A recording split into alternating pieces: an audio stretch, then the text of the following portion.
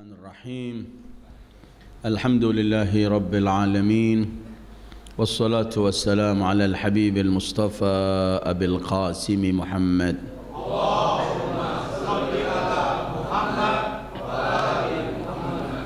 اللهم صل على محمد وآل محمد.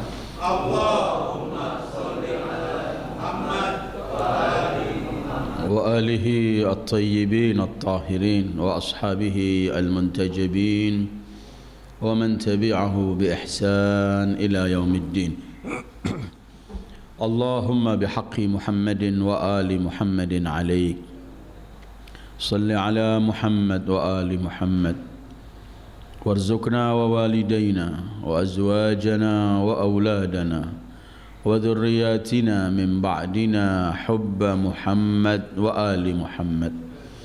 اللهم أحينا على ذلك وأمتنا على ذلك واحشرنا في زمرة من أحب محمدا وآل محمد مع محمد وآله يا كريم. أعوذ بالله من الشيطان الرجيم فهزموهم بإذن الله وقتل داود جالوت وآتاه الله الملك والحكمة وعلمه مما يشاء ولولا دفع الله الناس بعضهم ببعض لفسدت الأرض ولكن الله ذو فضل على العالمين.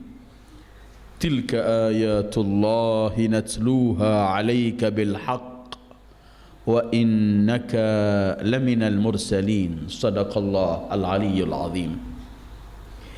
أيها الإخوة السلام عليكم ورحمة الله وبركاته. اللهم صل على نور الأنوار وسر الأسرار وترياك الأغيار مفتاح باب اليسار سيدنا محمد المختار وآله الأطهار وأصحابه الأخيار عدد نعم الله وإفضاله. Malam ini kita masih meneruskan kajian kita berkaitan dengan Talut. Apa yang terjadi pada Bani Israel setelah wafatnya Nabi Allah Musa. Cerita ini malam ini kita masuk ke pembahasan ketiga kalinya, dan mungkin kita akhiri malam ini dalam cerita ini. Akhir pertemuan kita ialah setelah Talut mengambil bermacam-macam cara untuk menguji siapa yang memang berani dan siap untuk berjihad di jalan Allah. Setelah beliau saring dari sekelompok yang begitu banyak sampai akhirnya cuma menjadi 313 sebagaimana bilangan Ashabu Badr atau mereka para sahabat yang bersama Rasulullah di perang Badar. Itu pun ketika mereka telah langsung berhadapan dengan Jalut, musuh mereka. Satu kelompok yang kokoh dan kuat yang telah mengusir mereka dari tempat tinggal Bani Israel, membunuh anak-anak mereka dan menawan. Ketika Talut, raja yang dipilih ini, berhadapan langsung dengan Jalut dengan semua bala tentara dan kekuatannya, sementara yang bersama Talut tinggal 313 dari 80.000, riwayat lain 70.000, riwayat lain 60.000. Kita ambil riwayat yang paling sedikit 60.000 yang teriak-teriak mau jihad, teriak-teriak mau berperang di jalan Allah melawan musuh Allah. Ketika sudah pas berhadapan cuma 313 orang.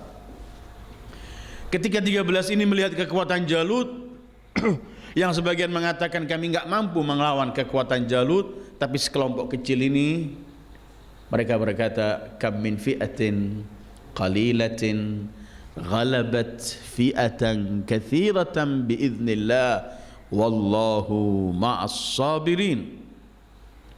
Berapa banyak kelompok kecil mampu mengalahkan kelompok yang besar dengan seizin Allah, dan Allah bersama orang-orang yang sabar.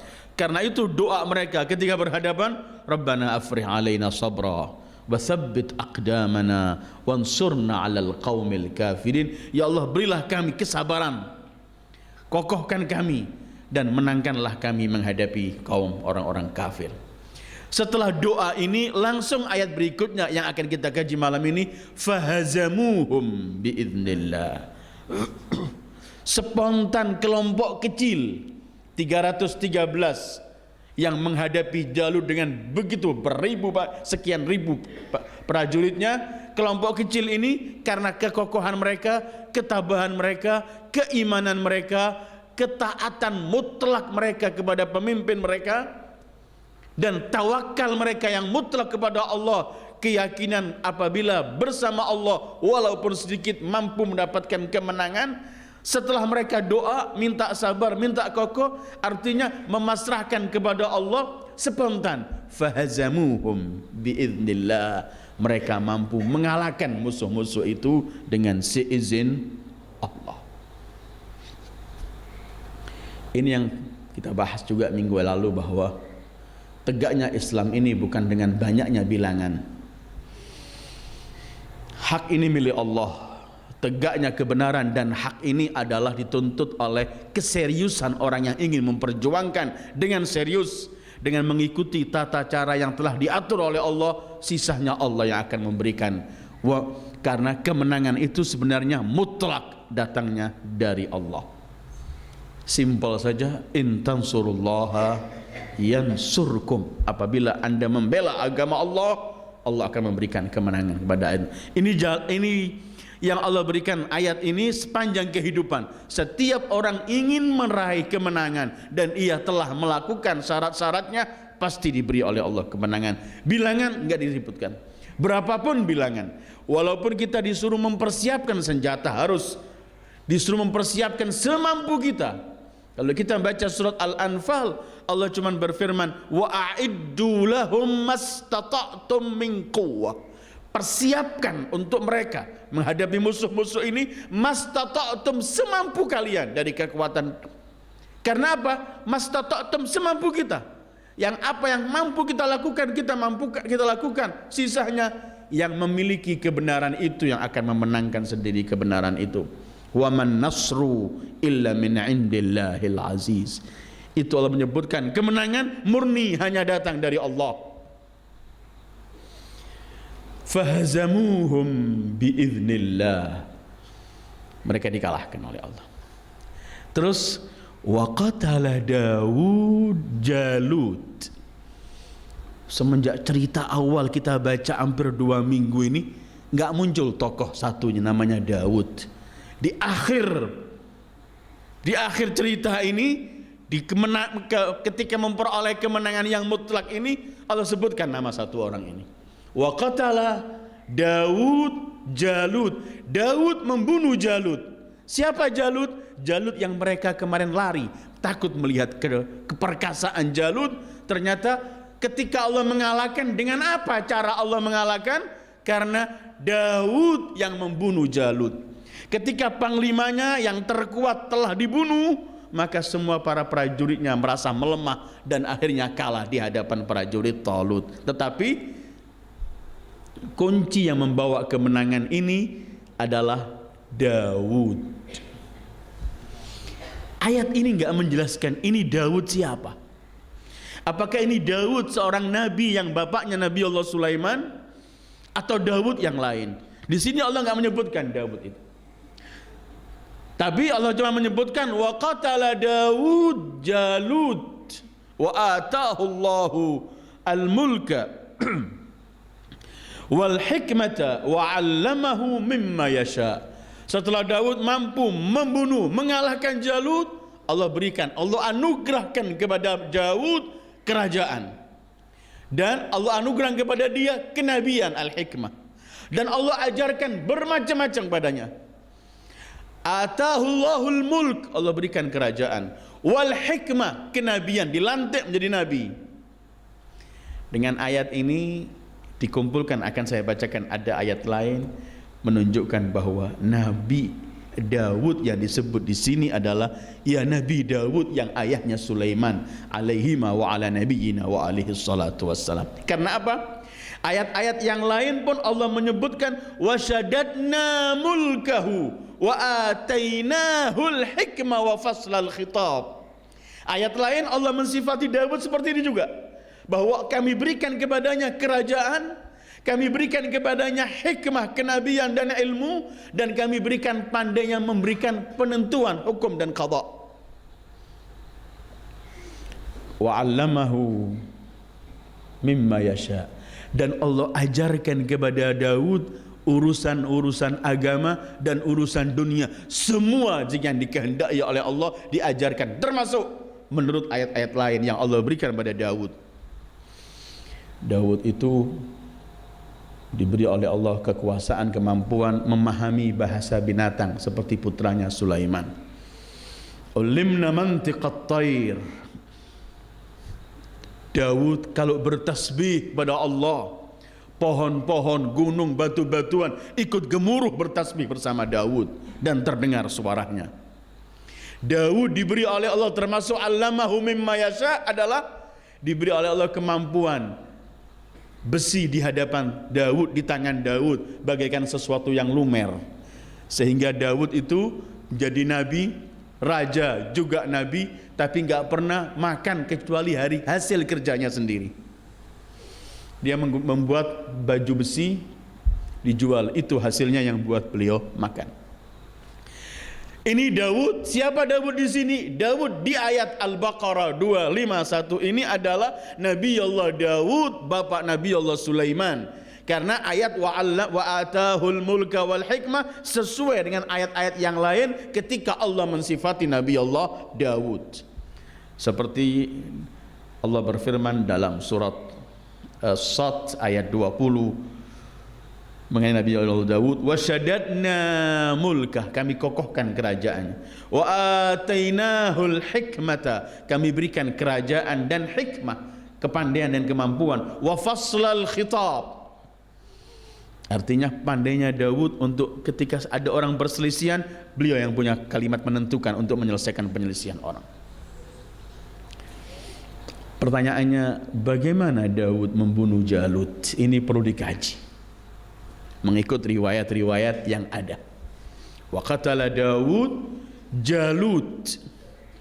Daud di sini adalah Nabi Allah Daud alaihi wa ala nabiyyina wa alaihi salatu wassalam. Al-Imam Ja'far Shadiq meriwayatkan, begitu juga Al-Imam Ar-Ridha, dan dalam buku-buku tafsir yang lain yang ada di tengah kaum muslimin memiliki riwayat yang hampir sama, bahwa ketika Talut mulai mengajak kaumnya untuk menyeberangi sungai, dan di situ Talut memberikan ujian, dilarang minum kecuali secukup mengambil dengan air dengan tangan. Saat itu ayah Nabi Allah Daud yang disebut namanya Ayasha atau Iyasa, itu ia juga keluar bersama putra-putranya. Ada riwayat putra-putranya 10, ada riwayat 7. Yang paling kecil dari putranya adalah Daud. Al-Imam Shadiq meriwayatkan bahwa Nabi di zaman Bani Israel itu, di zaman ketika Talut dilantik, yang saya sebutkan 2 minggu lalu namanya Ashmuil atau semua itu telah Allah berikan wahyu kepadanya bahwa kelak yang akan mampu membunuh Jalut adalah seorang yang mampu menggunakan baju besinya milik Nabi Allah Musa alaihi wa ala nabiyyina wa alihi salatu wassalam. Ketika itu Nabi berkata kepada Talut, Talut, coba panggilkan semua keluarga Bani Israel dari keturunan Lai bin Yaqub yang kemudian bajunya mampu sesuai dengan baju besi yang dimiliki oleh Musa. Katanya Talut ini memanggil, ini riwayat masih Imam Shadiq, Talut memanggil ayahnya Daud untuk membawa semua anaknya. Dibawa anaknya semua, dicobakan baju itu, masing-masing ada yang kebesaran, kekecilan, terus nggak ada yang cukup pas. Ketika Talut bertanya, apakah masih ada putramu yang kau nggak bawa sini? Kata dia, ada yang paling kecil, aku tinggalkan menjaga lahan dan ladangku, sawahku. Datangkan kemari. Ketika datang Daud dipanggil, ternyata baju itu pas dengan ukuran Nabi Allah Daud. Dengan itu baru diajak perang dan begitu akhirnya dibunuh. Riwayat masih meneruskan, ketika Nabi Allah Daud berangkat menuju ke tempat Talut. Peperangan minggu lalu saya katakan seperti zaman-zaman dulu, peperangan itu selalu duel, berhadapan langsung begini. Biasanya sebelum dimulai peperangan, pembesarnya, tokohnya memanggil untuk duel terlebih dahulu. Seperti kita baca peristiwa Badar, Khandaq dan lainnya. Jalut dengan semua kemampuan dan kekuatannya sudah berteriak-teriak, siapa yang mampu melawan kami? Katanya kalian mengatakan, kalau kalian mampu membunuh kami, kalian surga, kalian menegakkan kebenaran, tampillah. Seperti yang disampaikan di perang Badar hampir sama kepada Imam Ali. Saat itu barulah Talut memerintahkan Talut untuk pergi. Talut ketika mau masuk ke tempat Daud, ketika mau dibawa kepada dengan prajurit Nabi Allah, dengan prajurit Talut, Daud ini ketika menuju ke sana ada 3 batu yang memanggil dia. Hai Daud, ambillah aku. Aku batu yang Allah ciptakan untuk bisa membunuh si Jalut. 3 batu semua berbicara semacam itu. Riwayat Imam Ridha, batu pertama mengatakan, ambillah aku, karena aku adalah batu yang dipakai Harun ketika membunuh seseorang. Batu kedua, pakailah aku, karena aku batu yang dipakai oleh Musa untuk membunuh. Batu ketiga, ya Daud, aku diciptakan oleh Allah untuk bisa mampu engkau gunakan aku membunuh Jalut. Ini riwayat baik dalam buku-buku tafsir yang diriwayatkan oleh Al-Imam Musaddaq, Imam Ridha, atau buku-buku tafsir yang lain, hampir sama semacam ini, bahwa Nabi Allah Daud ketika membunuh Jalut hanya dengan mikla. Mikla itu tepil. Keahlian yang dimiliki oleh Daud ini cuma dia mampu dengan batu, dengan ketepil. Kalau bahasa sini mungkin apa mengatakan pandang ya, ketepil. Ayahnya selalu mengatakan bahwa Daud ini kalau menjaga mengembala kambingnya, kalau ada binatang buas mendekati berkali-kali, entah itu serigala, singa, semua habis mati di tangan Daud cuma dengan ketepilnya. Ketika Nabi Allah Daud mau ikut bergabung dengan Talut, dengan riwayat yang terakhir tanpa pakai baju dan semua itu pun tetap mengatakan, setiap batu itu teriak, ya Daud, ambillah aku, bahwa akulah yang diciptakan oleh Allah untuk mematikan si Jalut. Apa yang bisa kita ambil dari riwayat semacam ini?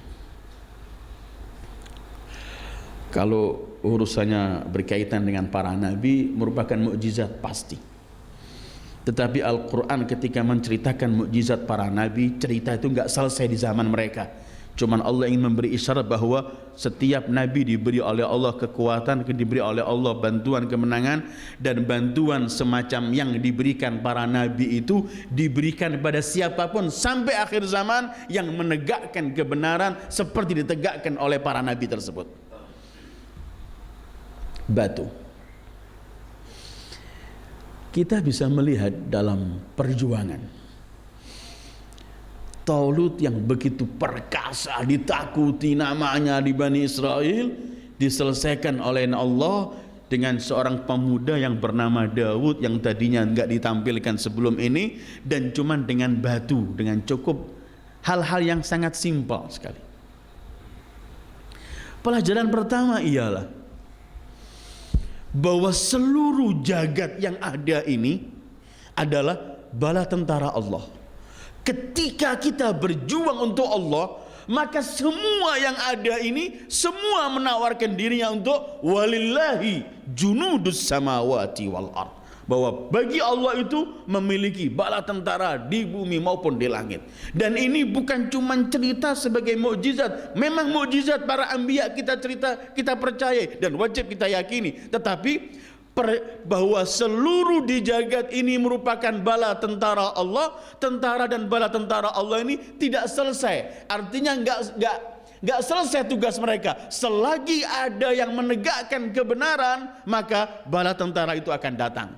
Jangan heran kalau kita kemudian di abad berapapun melihat kemenangan dengan cara-cara yang kemudian sulit untuk dikaji, sulit untuk dibaca. Kenapa? Datangnya pun enggak cuma-cuma, akan kita kaji. Kapan datangnya hal semacam ini akan ada. Tetapi ketika semua sudah siap, lolos melalui bermacam-macam ujian dan tetap memiliki keyakinan untuk menegakkan kalimat Allah, saat itu tidak ada yang menegakkan kalimat Allah dan memperjuangkan kebenaran, kemudian sendiri dan dibiarkan oleh alam ini. Semua menawarkan dirinya. Coba lihat Ahzab, peperangan Ahzab. Setelah tampilnya Imam Ali selesai, datang angin, dan angin termasuk jundun min junudillah. Tayran ababil, jundun min junudillah, bala tentara Allah. Banyak sekali bala tentara Allah. Semua itu akan Allah berikan pada siapa yang sudah layak menerima. Masalahnya yang sudah layak menerima. Yang belum layak menerima nggak pernah datang. Jadi kalau riwayat ini mengatakan setiap batu berkata ambillah aku, ambillah aku. Daud seorang yang nabi, saat itu belum jadi nabi, tapi persiapan oleh Allah jadi nabi, mungkin mendengarkan suara batu. Selain nabi, batu itu menyampaikan suaranya pada kita, angin itu menyampaikan, binatang menyampaikan atau tidak, tapi semua itu bergerak. Yang menggerakkan adalah pemiliknya. Ketika kita menegakkan kebenaran, maka pemilik jagat ini menggerakkan untuk alam juga berikut serta menegakkan kebenaran tersebut. Api jundun min junudillah, angin jundun min junudillah.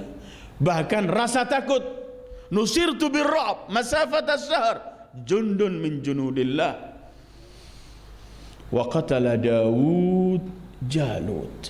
Begitu cerita ketika Nabi Allah Daud membunuh Jalut dengan ketepel, dengan batu. Bahkan batu itu dalam riwayat, silahkan baca buku-buku tafsir yang ada sekarang ini, batu itu mengenai langsung ke jidatnya si Jalut, langsung masuk ke otak dia dan rusak otaknya, spontan jatuh.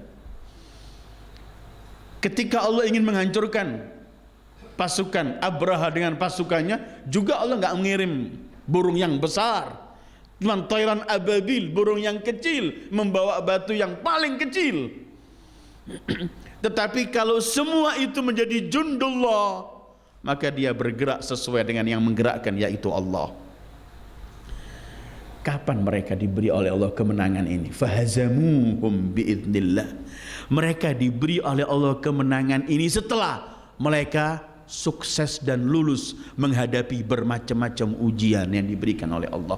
Ujian terakhir yang mereka berikan adalah dalam keadaan dahaga, melewati sungai, dilarang minum kecuali mengambil secukupnya. Mungkin orang seperti minggu lalu saya katakan, apa urusannya ini medan pertempuran dengan cuman minum sedikit? Ini adalah latihan bagaimana mentaati seorang pemimpin. Tidak pernah mampu meraih kemenangan, kesuksesan kalau enggak mentaati para pemimpinnya. Kedua, ujian semacam ini untuk mengajarkan ketabahan. Apabila nanti menghadapi musuh, orang kalau sudah berhadapan dengan musuh kemudian mundur, itu berbahaya. Lebih baik diuji, disaring supaya yang menghadap siap, yang memang sudah siap. Jangan di hadapan musuh orang mundur, akan menguatkan musuh. Karena itu Rasulullah dalam perang Uhud, ketika hampir 300 kaum munafikin mundur di pertengahan jalan, di pertengahan jalan mereka meninggalkan Rasulullah, mundur. Rasulullah malah mengangkat tangan, selamat, segala puji bagi Allah, kami enggak digabungkan mereka dengan kami untuk menegakkan kalimat Allah. Karena keberadaan orang semacam itu, sudah di hadapan musuh akan mundur, menggoyangkan keadaan yang di dalam dan menjadikan musuh lebih berani, lebih kuat. Karena itu ujian demi ujian kemarin yang disampaikan oleh Talut, sampai dari sekian puluh ribu cuman tinggal 313, fahazamuhum biiznillah. Mereka kalahkan dengan izin Allah. Wa qatala Dawud Jalut wa atahu Allahul mulka wal hikmata. Allah berikan setelah itu. Kapan Allah berikan kepada Daud kerajaan dan kenabian ini? Dalam riwayat-riwayat yang ada di buku tafsir adalah setelah 7 tahun, setelah beliau membunuh Jalut 7 tahun, baru Allah berikan kerajaan dan kenabian. Atahullahul mulka wal hikmata wa 'allamahu mimma yasha'. Dan Allah ajarkan kepadanya apa yang dikehendaki oleh Allah berkaitan urusan agamanya dan urusan dunia, seperti yang saya sampaikan dalam awal pembukaan. Terus Allah teruskan ayatnya begini, walaula daf'ullahin nasa ba'dahum bi ba'din. Kalau bukan ketentuan Allah, Allah akan membela manusia satu dengan satu kelompok menghadapi kelompok yang lain, maka akan tersebar luas semua kerusakan di bumi Allah. Artinya begini, ini termasuk sunnatullah. Setiap ada kezaliman, ada masyarakat yang melakukan kezaliman, pemimpin yang bobrok melakukan kezaliman yang akan membawa kehancuran kepada umat manusia, kepada semuanya, pasti Allah akan memunculkan kelompok baru yang untuk menantang mereka itu.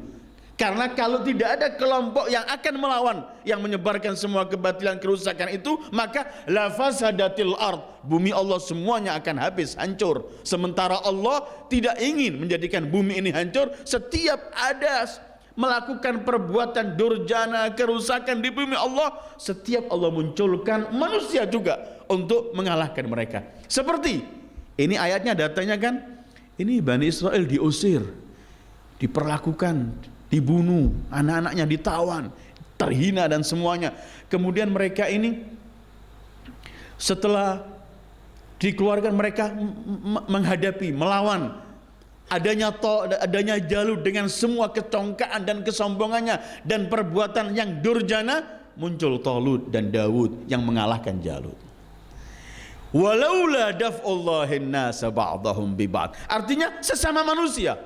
Allah enggak datangkan kalau ada perbuatan durjana di muka bumi Allah, Allah datangkan para malaikat untuk memukuli mereka, tidak. Manusia yang sama, Allah cipta manusia yang sama dipersiapkan oleh Allah untuk menghancurkan dan melawan kezaliman.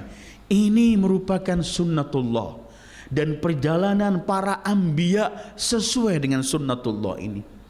Ketika satu kaum dalam puncak kesesatan, kehancuran, kerusakan mereka, Allah utus seorang nabi untuk menyelesaikan, menghabis semua ini. Itu semuanya. Dan ini yang kemudian kita yakini bahwa ketika puncaknya kedurjanaan dan kezaliman di bumi Allah, kelak akan muncul seorang yang bernama Sahibul Asr wal Zaman ajjalallahu farajahu syarif untuk sebagai sunnatullah ini. Atau kita baca dalam firman Allah, wa in tatawallau yastabdil qauman ghairakum thumma la yakunu amsalakum.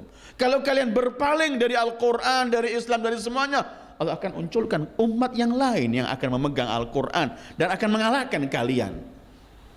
Atau man yartadda minkum an dinihi fasawfa ya'ti Allah biqaumin yuhibbuhum wa yuhibbuna adillatin ila akhir ayat.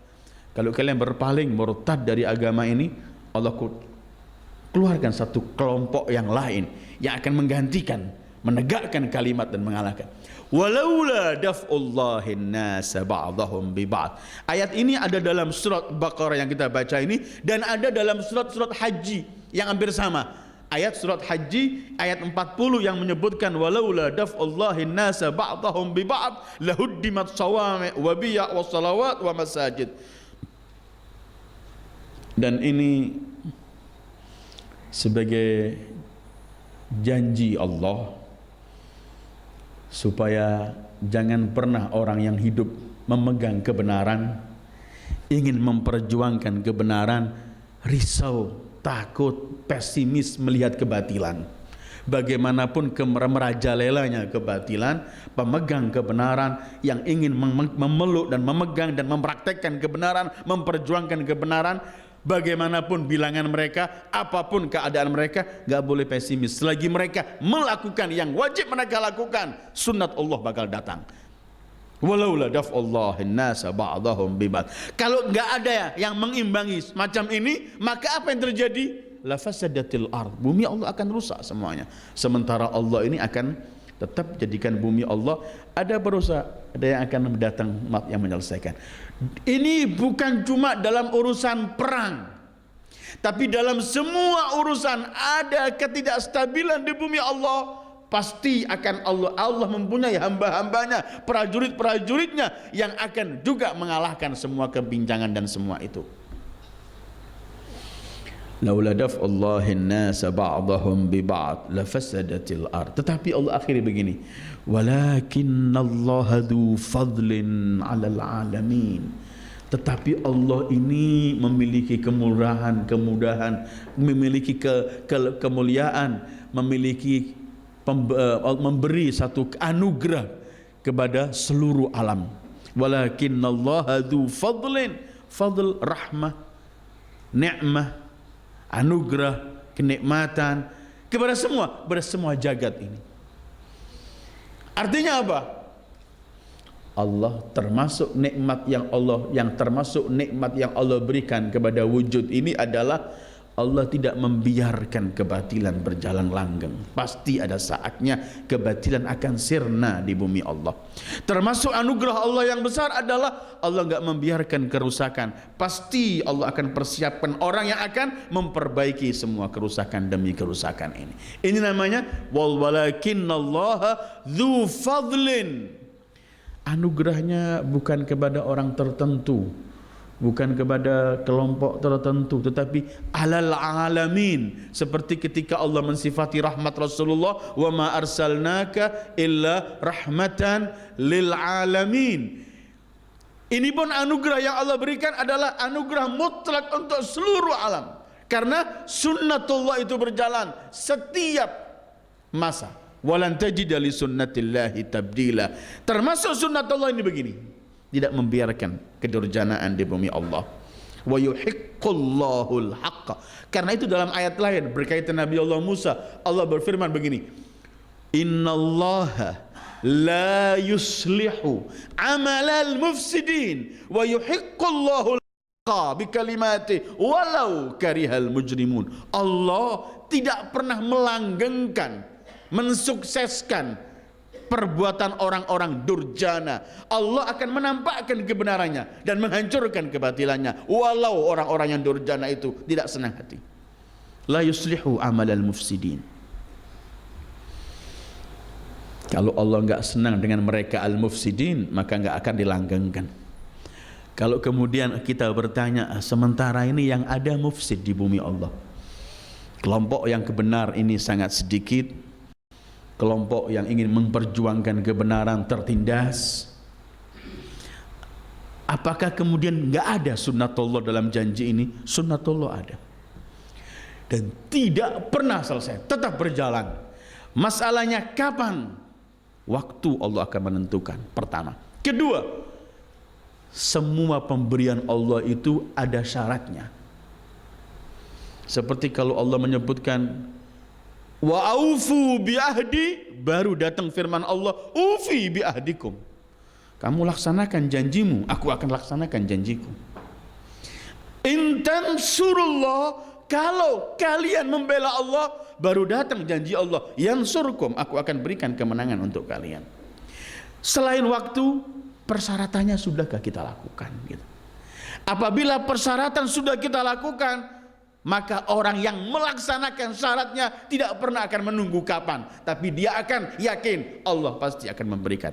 Kadang-kadang sering kita buat contoh di sini, para tukang sihir merajalela, merasa yang paling menang, merasa paling semuanya. Zaman Fir'aun, yang paling dekat ke istana, yang paling bisa membuat masyarakat tunduk sama mereka.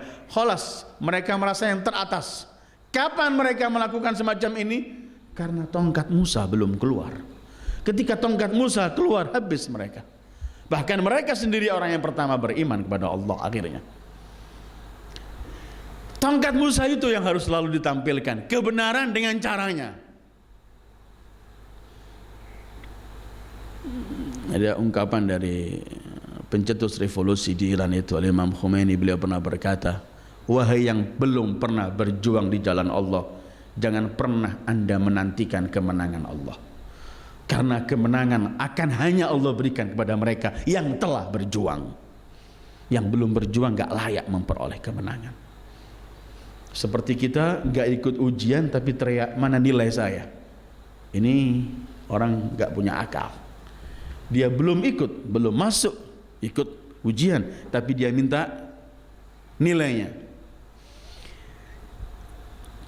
Allah akhiri, walakinallaha dzu fadlin 'alal alamin. Allah selalu memiliki anugerah, pemberian kepada alam semesta. Allah akhiri ayat ini begini, tilka ayatullahi natluha 'alaika bil haqq. Inilah ayat-ayat Allah. Ayat-ayat Allah yang mana ini? Ayat-ayat dari yang pertama kita baca ialah bagaimana Allah menghidupkan.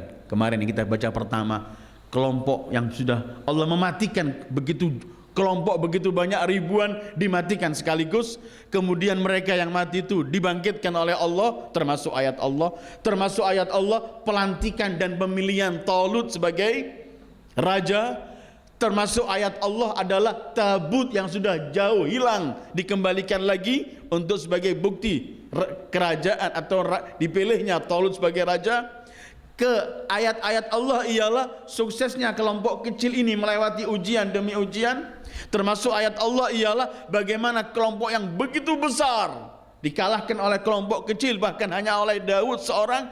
Ini semua ayat-ayat Allah yang kita kaji dalam bentuk cerita ini. Semua ayat-ayat ini natluha alaik, kami bacakan kepadamu, untukmu. Khitabnya kepada Sayyidil Wujud sallallahu alaihi wasallam. Natluha alaik, kami bacakan kepadamu. Ini ayat-ayat yang kita bahas dalam beberapa minggu ini. Tapi sebenarnya ayat-ayat ini mutlak. Seluruh tanda-tanda kebesaran Allah, bahkan seluruh perintah larangan termasuk ayat Allah, bahkan seluruh yang Allah ceritakan dalam Al-Quran termasuk tilka ayatullah natluha. Kalau kita baca dalam segi bahasa, bahasa itu biasanya untuk perbedaan mengatakan hal yang di sini dengan hal yang di sana. Yang dekat ini selalu kita mengatakan hada, yang jauh itu dzalika, sana. Perempuannya atau hadhihi, yang jauh baru tilka. Tapi Al-Quran ketika membicarakan keagungan Al-Quran, Allah enggak mengatakan alif lam mim hadzal kitab, tapi alif lam mim dzalikal kitab, yang seakan-akan jauh, padahal Quran di sini. Juga ketika membicarakan tanda-tanda ayat-ayat Allah, kebesaran Allah, tilka bukan hadhihi. Kenapa? Dalam segi bahasa mengatakan hadza menjadi dzalik, hadhihi menjadi tilka. Tilka dzalik untuk yang jauh atau untuk yang agung, dekat tetapi begitu agung dan nggak mampu dijangkau kemampuan kita, sehingga Allah menggunakan bahasanya jauh. Zalikal kitab, tilka ayatullah. Seperti ketika Allah menceritakan kepada kita, Allah berikan argumen-argumen yang kokoh kepada Nabi Allah Ibrahim.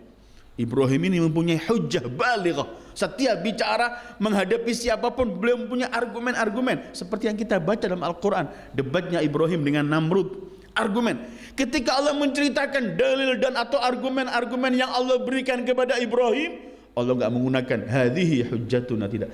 Tilka hujjatuna atainaha Ibrahim. Ini argumen-argumen yang dahsyat agung yang kami berikan kepada Ibrahim. Termasuk tilka ayatullah. Ayatnya di sini, tapi tilka jauh. Yang disampaikan oleh Allah baik dalam Al-Quran bentuk perintah, larangan, cerita atau tanda-tanda, bukan ayat, cuman tanda-tanda kebesaran Allah menghidupkan yang begitu banyak kita baca kemarin.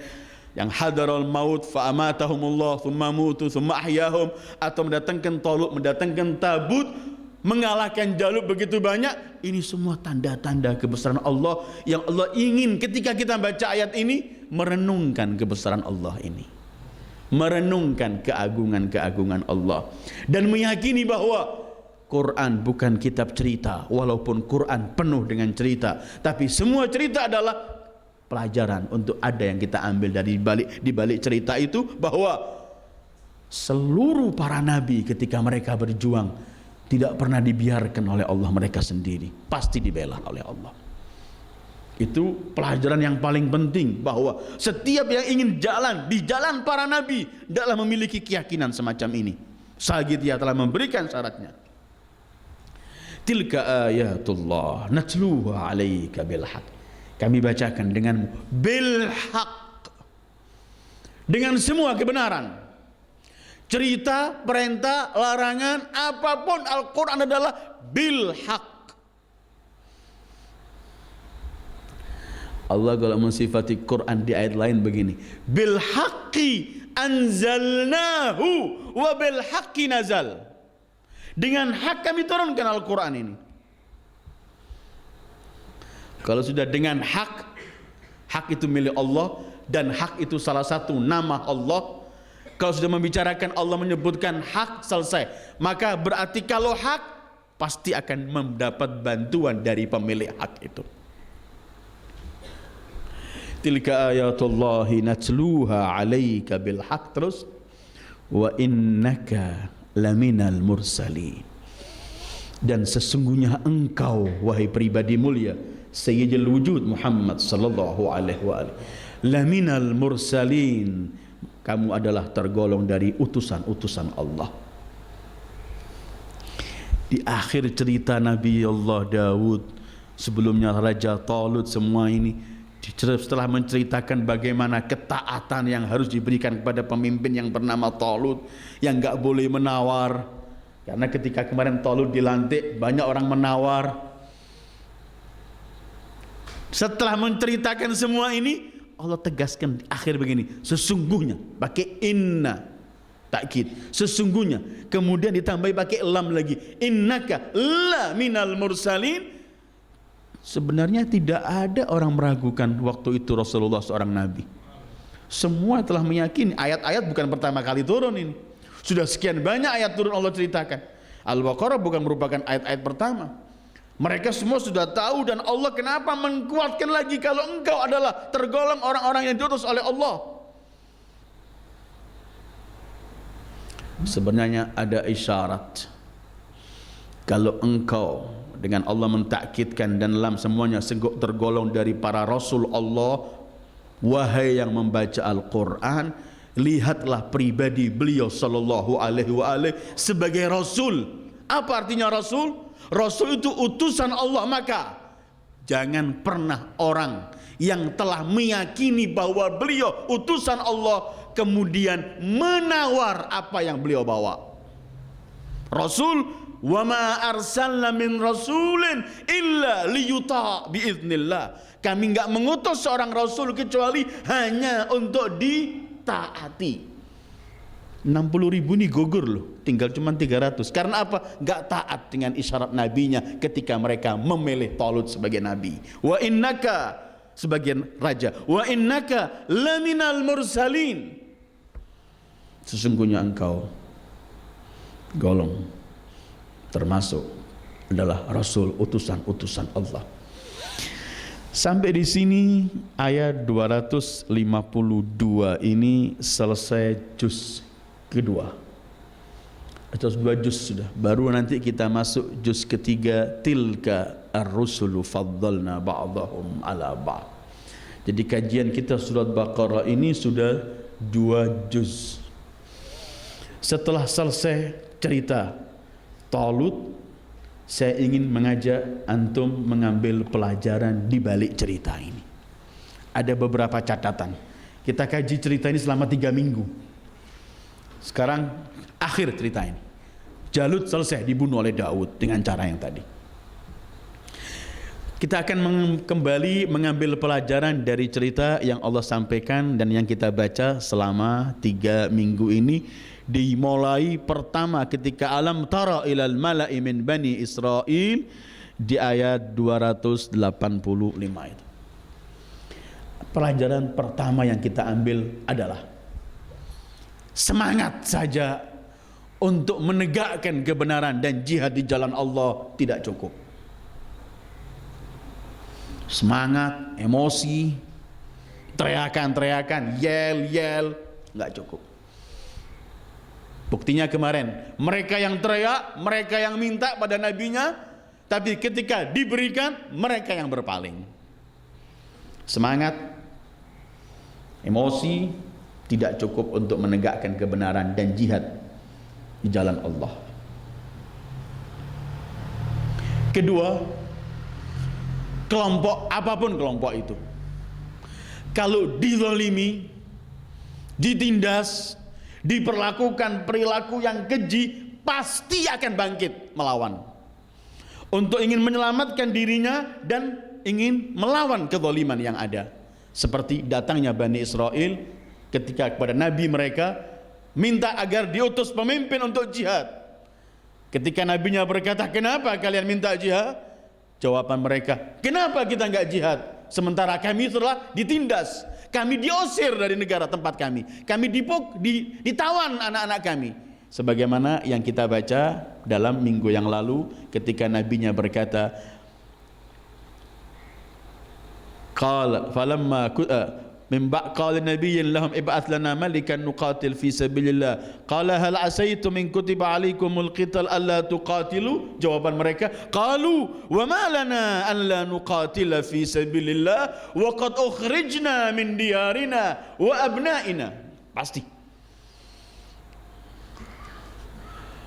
dulu ayat pertama yang Allah mulai mengizinkan Rasulullah jihad dengan para sahabatnya melawan musuh-musuh itu juga turunnya masalah setelah mereka dizalimi. Uzina lilladzina zulimu, telah diizinkan bagi mereka orang-orang yang dizalimi untuk bangkit dan melawan.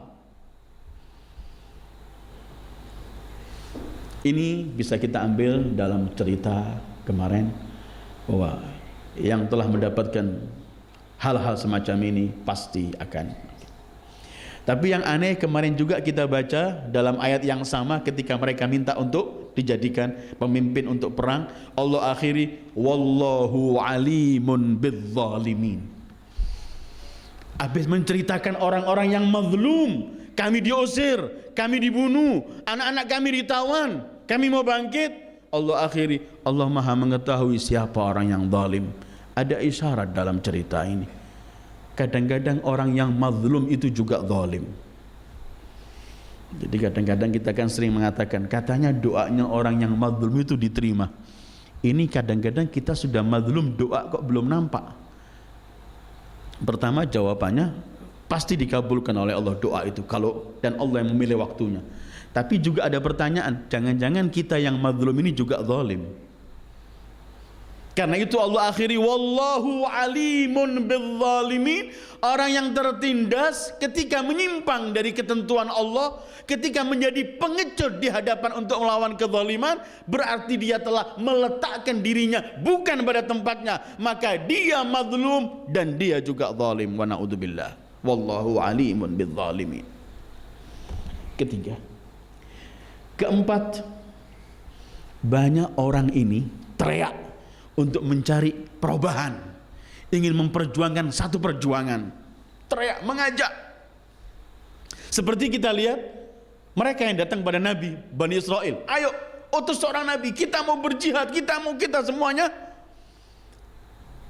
Tapi ketika dipilih oleh Allah yang memimpin jihad ini Talut, mereka lari.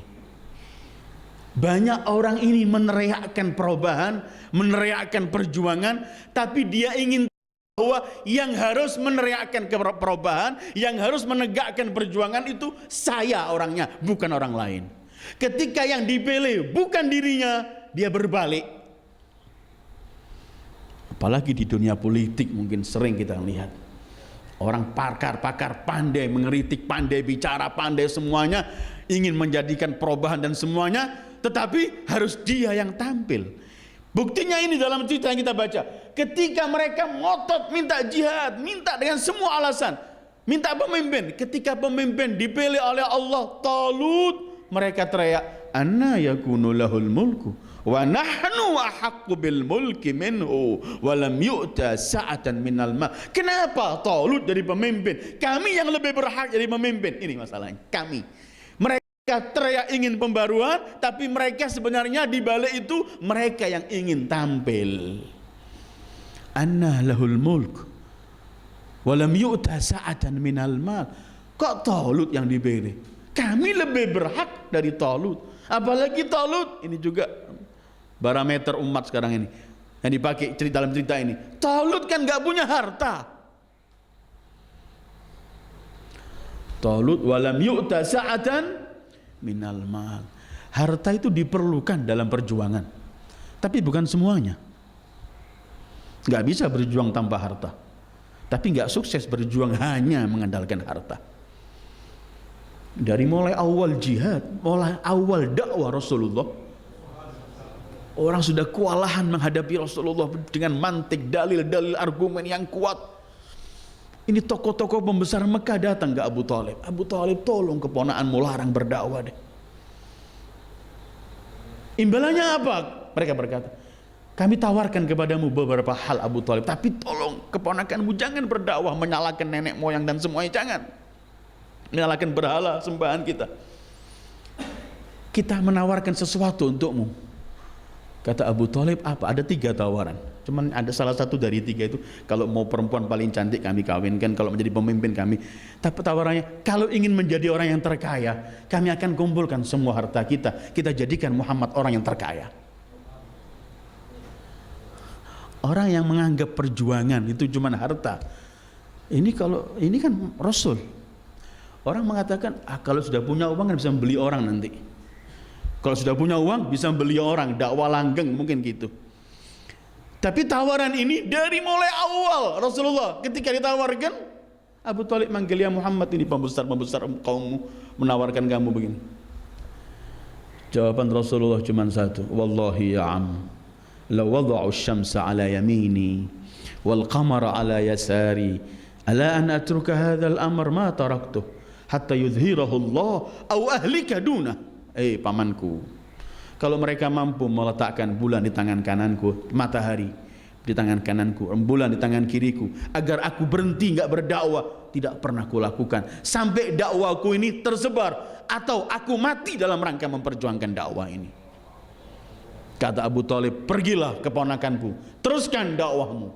Yang mampu mengganggu kamu melangkahi mayatku terlebih dahulu. Perjuangan Abu Thalib.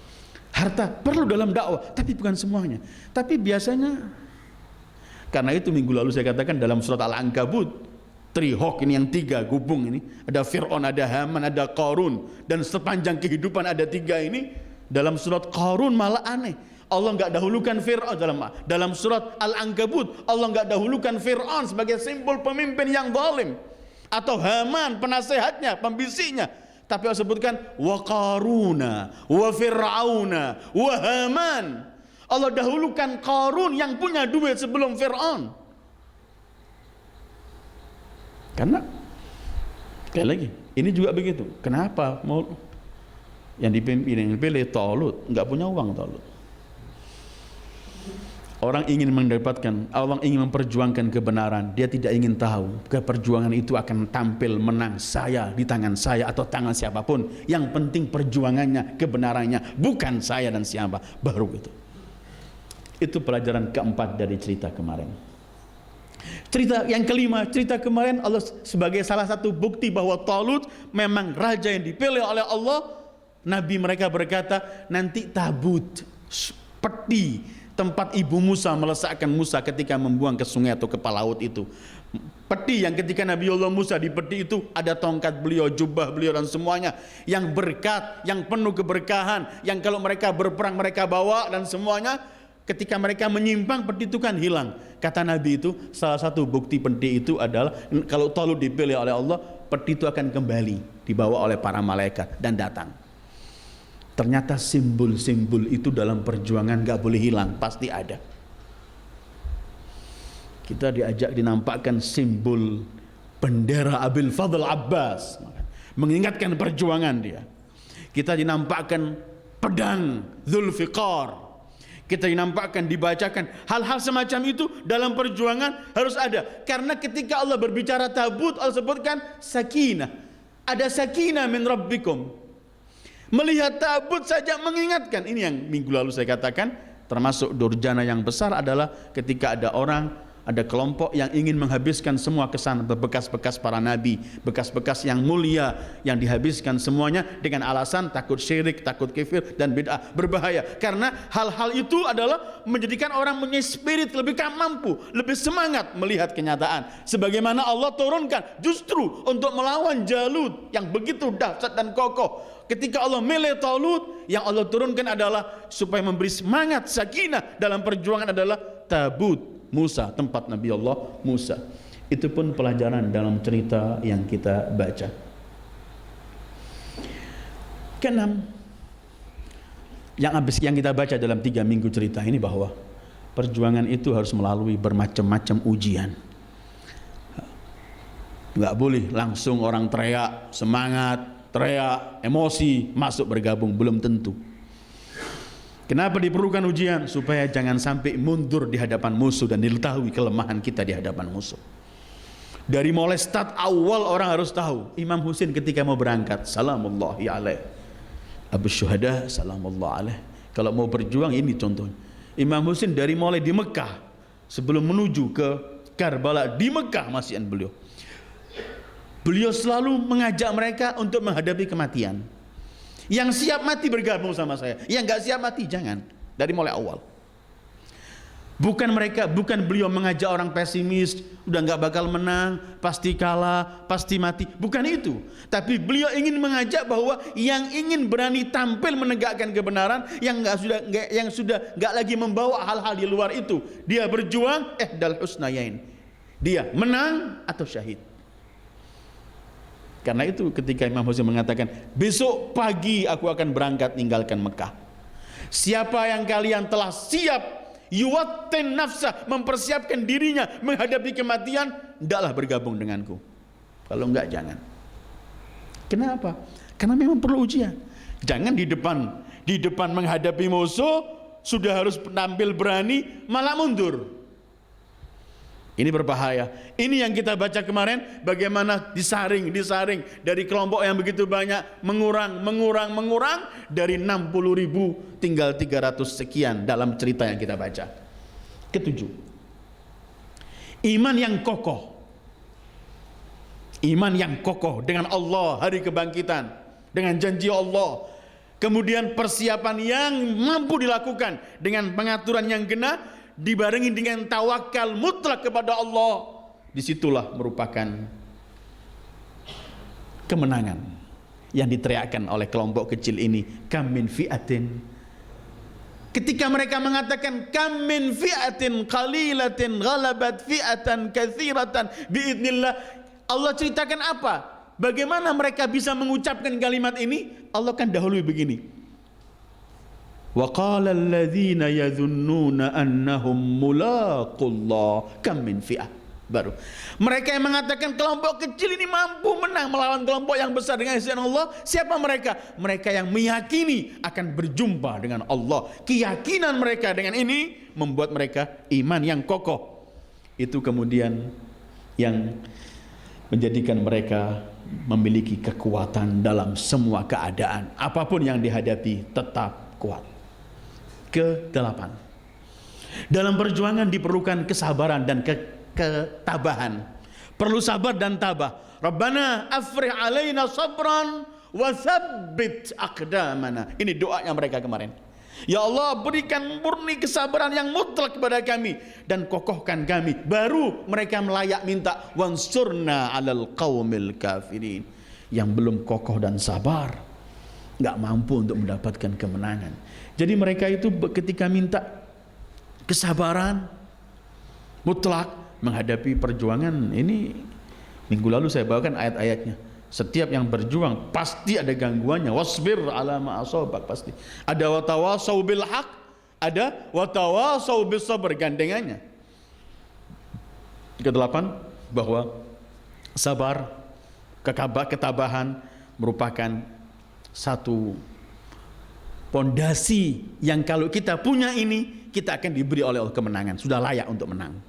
Ayatnya kemarin, Rabbana afrih alaina sabran wa tsabbit aqdamana wansurna 'alal qaumil kafirin. Spontan, fahazamuhum biidznillah. Habis doa tawakal ini datang kemenangan Allah. Kesembilan, kalau kita memperjuangkan agama Allah dan kita telah persiapkan ketabahan, kesabaran, kekokohan, dan kita telah atur sesuai, dan kita semua konsentrasi dengan kemenangan dari Allah, nggak pernah mengandalkan apa yang kita miliki, nggak mengandalkan. Masih ingat perang Hunain ya? Wa yauma Hunain idz a'jabatkum kathratukum falam tughni ankum syai'a. Ketika mereka cuma bangga dengan banyaknya, ternyata kata Allah, kebanyakan bilangan kalian nggak membuat sesuatu.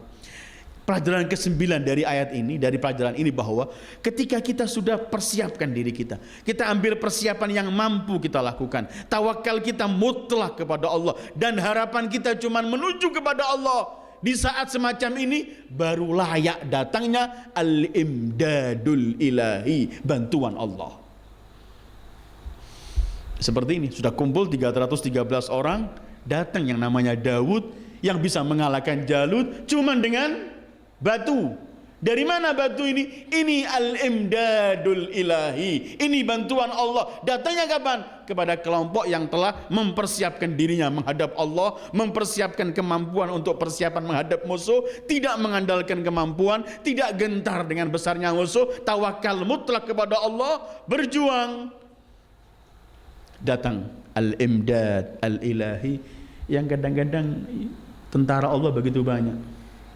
Walillahi junudus samawati wal ard. Kalau itu cuman batu, banyak pelajaran yang kita terima. Ya Allah, katanya Namrud yang congkak zaman Ibrahim itu, bakar Ibrahim semuanya, cuman dikirim oleh Allah lalat.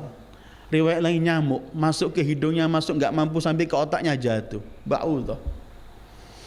Imam Ja'far ketika duduk dipanggil oleh salah satu raja Abbasi, tahu-tahu ada lalat yang terus mengelilingi Raja Abbasi, diginikan datang, diginikan, merasa agak malu di hadapan Imam Ja'far.